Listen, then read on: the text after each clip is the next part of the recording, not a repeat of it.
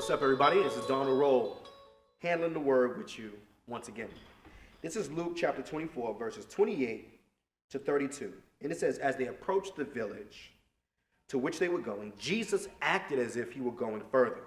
But they urged him strongly, stay with us, for it is nearly evening. The day is almost over. So he went in and stayed with them. When he was at the table with them, he took bread, gave thanks, broke it, and began to give it to them. Then their eyes were opened, and they recognized him, and he disappeared from their sight. Powerful imagery. Jesus has been posing as a stranger with them the entire way from Jerusalem to Emmaus. And while they were once full of doubt and downcast spirits and frustration and disappointment, Jesus, through explaining the word of God to them, has turned that feeling around. As night is fading, Jesus is acting as if he's going beyond where the destination was. And they beg him to stay. It's getting dark outside. Don't go. Stay with us. And he finally says, okay. While they're sitting down to eat, Jesus doesn't wait to be served, but he begins to serve. He takes the bread, he lifts it up, he breaks it, and then he gives it to them. When's the last time your visitor or your guest at your home served you?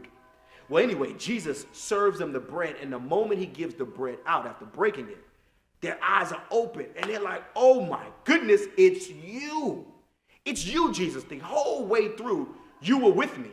When I couldn't feel you, you were still there. When I thought that you were dead, you were alive. When I didn't know if you were going to reveal yourself or show yourself or come up out of the tomb resurrected, you showed that you were right. You showed that you were true to your word. And when they see him, when they finally recognize it's him, he disappears out of their sight. It was something that Jesus did that jogged their memory, and it probably was something he did with that bread. While they were disciples, they ate with him all the time, and Jesus would take bread, he would break it, and give thanks. It's sort of symbolic of what he just did on the cross. He took his own body, he allowed it to be broken, so that he could give himself to the entire world. They remember in the Last Supper what Jesus says. He says, take, this is my bread, break it. Do this in remembrance of me. And it's funny that when Jesus actually breaks the bread and gives it to them, they remember who he is.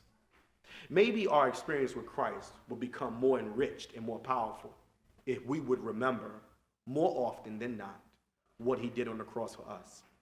How his body was broken, how he went all the way, 100%, to redeem us. Maybe if we sit back and try to remember how he was broken so that we would be mended, we would see him too. And so my encouragement to you is that though you might not be able to see him physically, by faith, that's all you need. He's all around you.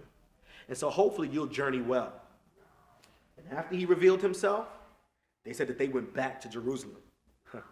So hopefully when Christ is revealing himself to you, whatever wrong direction we're going in, I pray that we change gears and move in the right direction, and that all of us will be heading to the New Jerusalem.